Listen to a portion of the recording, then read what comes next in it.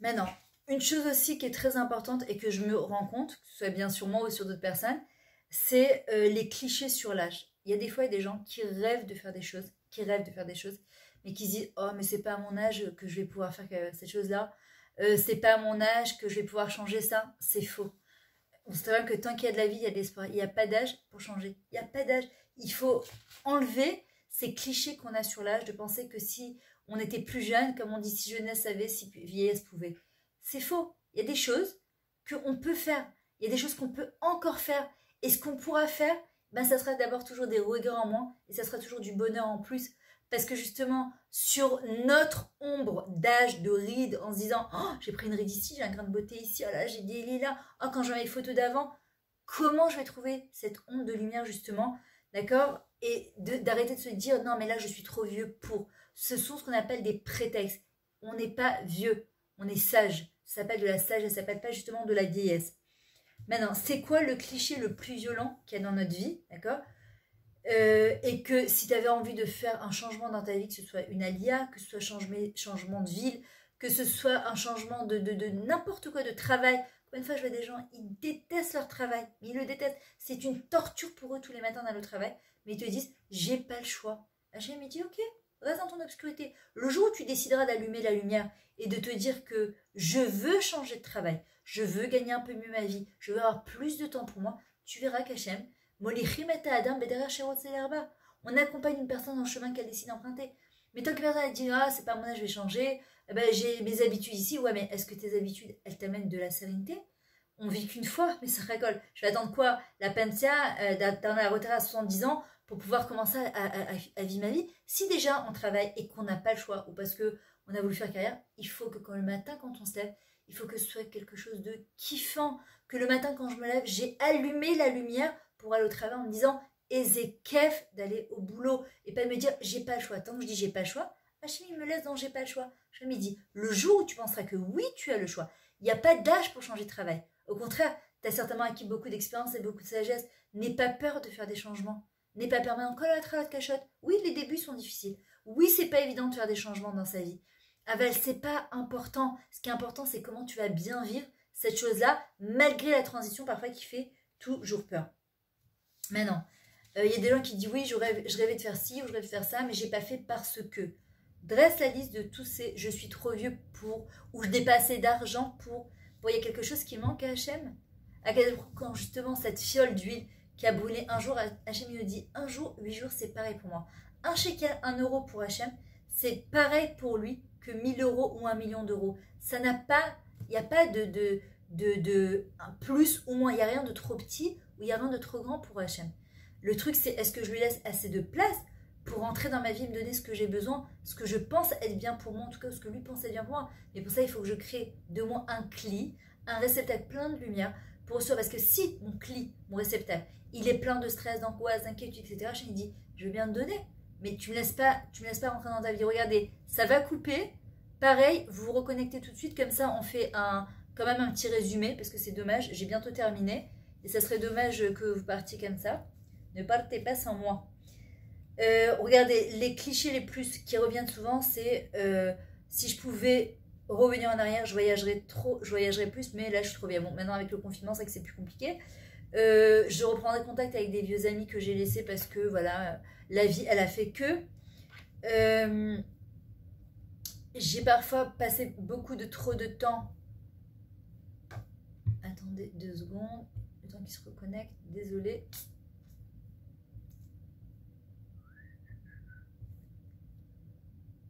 Sorry. Quand on a...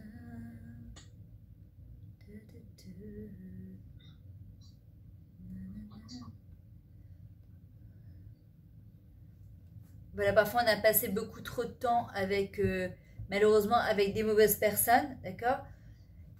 Alors, évidemment, c'est une personne sur 5. Vous avez dit en 126, monsieur Lee, ou pas? Ouais. 2 secondes.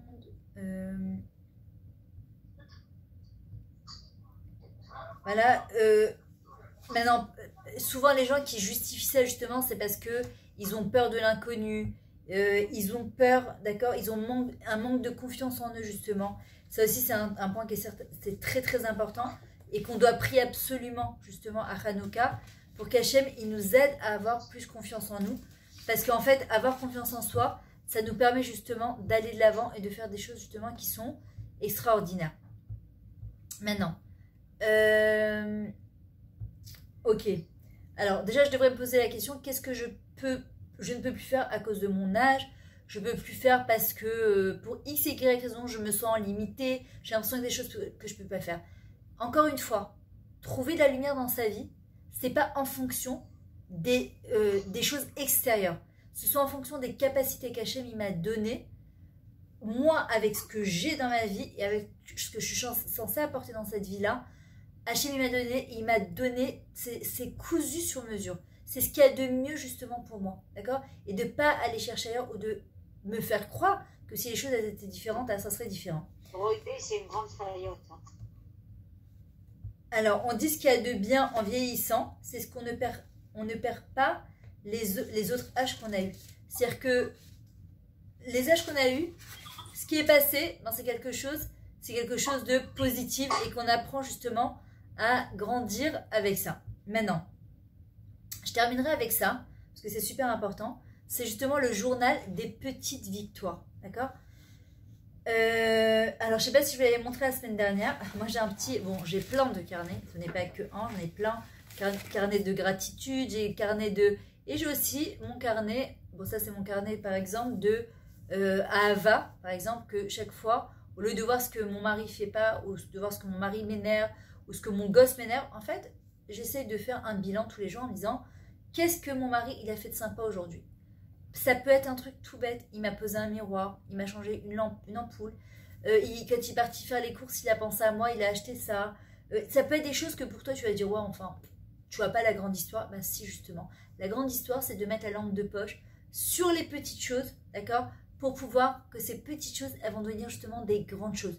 Vous savez, à Kadesh Baruch Hu, il ne juge pas une personne sur son chèque de 1 million de dollars qu'il va donner une fois dans une yeshiva. C'est très bien, mais c'est sur les petites actions au quotidien, c'est ce qu'on a dit tout à l'heure, qui ont été faites avec beaucoup de simcha, de qualité, d'accord? Et pas seulement de quantité. Heureusement que Kadesh Baruch Hu, il nous juge comme ça. Donc comment on va faire le journal des petites victoires, même si on a dit que ça s'appelait Hanouka et pas Nitzruka, mais malgré tout, pour arriver justement à faire sortir le tov de nous, le bien de nous, il faut qu'on puisse être fiers. C'est la seule chose, c'est ce que j'ai expliqué à quelqu'un aujourd'hui. Le seul endroit où on a le droit de s'enorgueillir, c'est quand on fait une mitzvah. Pas de s'enorgueillir dans le sens, c'est pas le mot exact, c'est être fier plutôt, être fier de soi. Il y a marqué Vaïk Balibi Bedarka Hashem. Mon cœur, il est fier quand il emprunte les chemins d'Hachem. Pas s'enorgueillir parce qu'on sait très bien que c'est Hachem qui nous aide à s'accomplir, à se réaliser.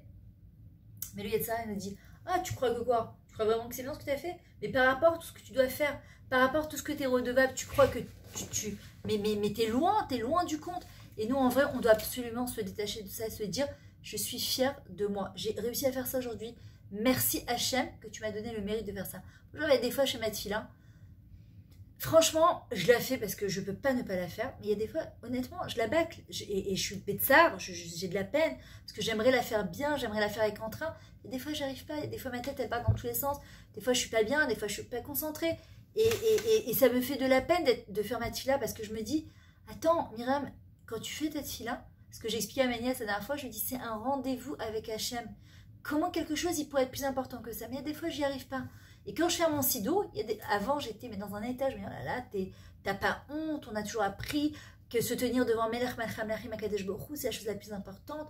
Et comment une machine à laver est plus importante que ça? Nachon, Rabbi Elimelech Melezins qui dit, quand tu te tiens devant le roi des rois, dis-toi, attends, Atzor les regards, arrête-toi une seconde, devant qui tu tiens? Qui c'est qui m'a permis, Bircha Adonai Sefadeh Tiftar Fiagite Alecha, d'ouvrir ma bouche et de parler? Devant qui je me tiens, le maître du monde, le roi du monde? Comment je peux penser à autre chose? Mais il y a des fois, le Yetzara, il t'attrape et Rabbi Nachman il te dit, t'arrives à la fin de la Mida. T'es en train de faire ton Seychellam et putain, tu dis, ah, mais attends, je me suis pas du tout concentrée toute ma Mida. Mais tu fais quand même Ose, Shalom, Bibromam, ou Berachama, Via Seychellam. Bah aujourd'hui, j'ai fait super bien ma Mida. Je crois que vers la fin, je me suis retrouvée au Seychellam. Avant, j'aurais été dans un état pas possible, mais c'est pas possible, je suis trop nulle, mais comment? Aujourd'hui, je me dis, Hachem, merci. Que malgré tout ce que j'ai à faire dans ma journée et malgré toutes les préoccupations qu'on a, merci à Kadosh Baruch Hu que tu me donnes quand même le mérite de pouvoir faire ma Hamida, que tu m'as donné le mérite de me tenir devant toi encore un jour.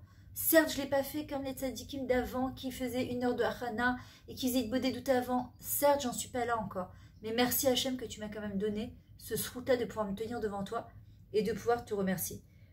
Et ça, on devrait avoir des post-it comme ça, d'accord? Des petits carnets comme je vous ai montré. Faire un bilan tous les jours et se dire qu'est-ce que j'ai fait de bien aujourd'hui? Et se dire Hachem, je suis fière de moi. Je suis fière de toutes ces mini-victoires que j'ai fait.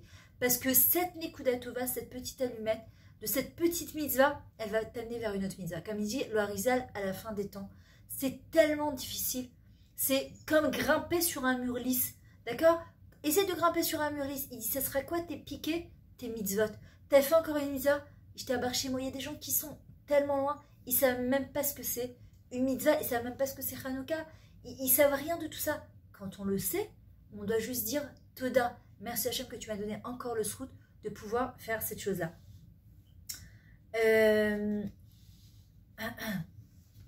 Voilà. Je vais terminer avec une histoire peut-être que vous avez entendue. Je crois que je l'ai racontée la dernière fois sur Facebook, mais je vais la re-raconter parce qu'elle est trop belle. C'est à l'époque de juste après la Shoah. Donc il y a un homme, il a malheureusement perdu son père, sa mère à la Shoah.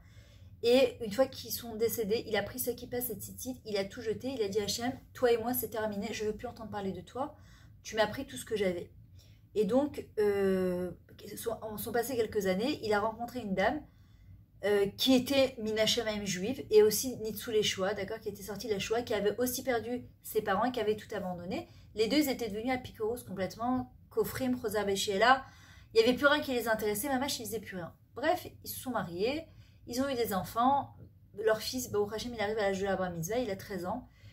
Et il va pas dire à son fils, malgré tout, qu'il va lui faire la bar mitzvah, mais il va lui faire un super anniversaire. Et son fils, il comprend pas, il lui dit, pourquoi tu me fais un truc aussi grand? Qu'est-ce qu'il y a de si particulier dans l'âge de 13 ans? Il lui dit, écoute, ne pose pas de questions, mon fils.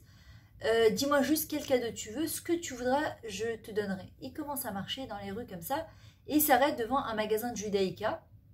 Et puis le gosse, il est attiré par une Hanoukia. Maintenant, il n'a jamais vu ça de sa vie. Et il voit qu'à l'extérieur aussi, il commence à installer des Hanouka. Je ne sais plus exactement dans quel pays ça se passe.